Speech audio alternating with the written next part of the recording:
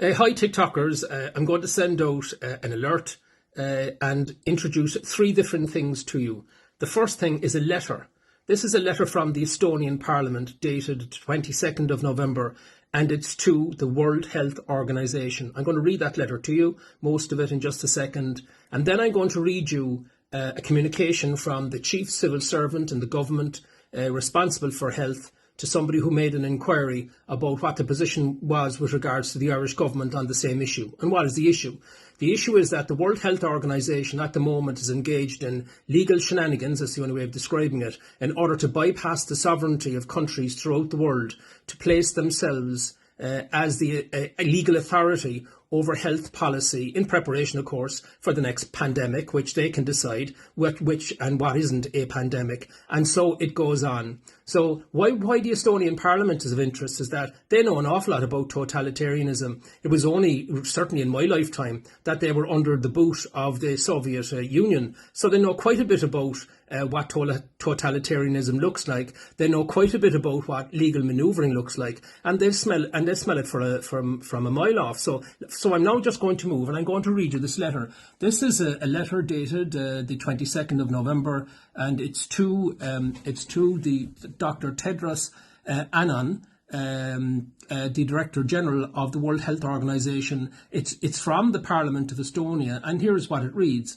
Appeal to the Right Honourable Dr. Tedros Adhanom, hereby the Republic of Estonia, on the basis of Article 22 of the Constitution of the World Health Organization, declares that it rejects and does not consent to the International Agreement on the Pandemic Prevention, Preparedness and Response, as well as on complementary amendments to the International Health Regulations 2005, which is, by the way, one of the devices they're trying to use to bypass sovereignty and then to deepen their clause in underneath, and improving the sustainability of financing the WHO. They go on and they give the reasons for the rejection, but their summary is another interesting point. It says, in light of the clauses 1 and 2, the resolution of the European Union Affairs Committee of the 4th of March 2022 is null and void, and from the moment of its adoption has only 9 members of their parliament, that's the Estonian Parliament, out of 101 members of their parliament voted in favour of this resolution.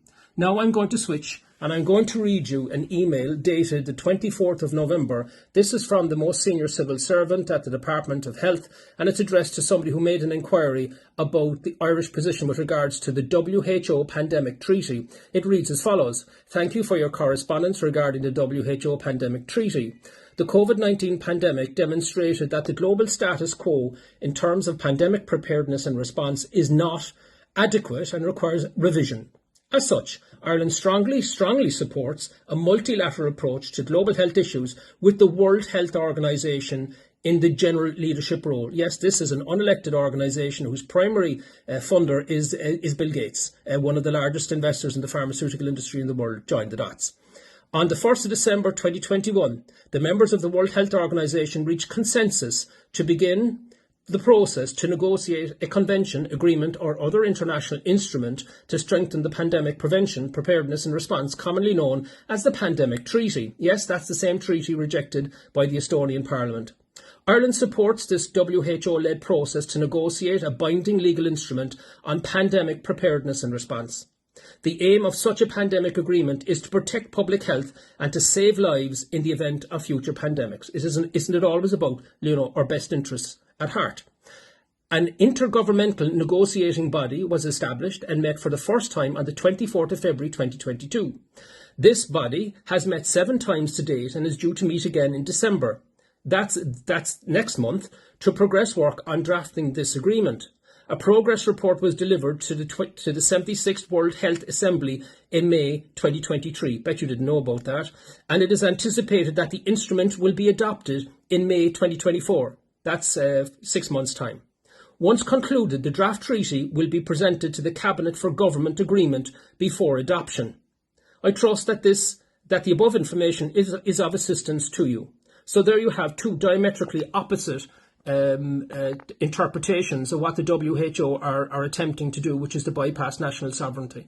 Now, look, lots of people will find this kind of stuff dense, but it's very straightforward. Either we're governed by the government of Ireland, or we're governed by an unelected cabal, really, based in Switzerland? What's it going to be when the next, in inverted commas, pandemic is declared, and the next lockdown, and all the other things that will go with that? This is a very serious matter. So the third thing I'm going to ask you to do, outside of listening to those two letters, is to spread it. Light up your social media accounts, please, with this content.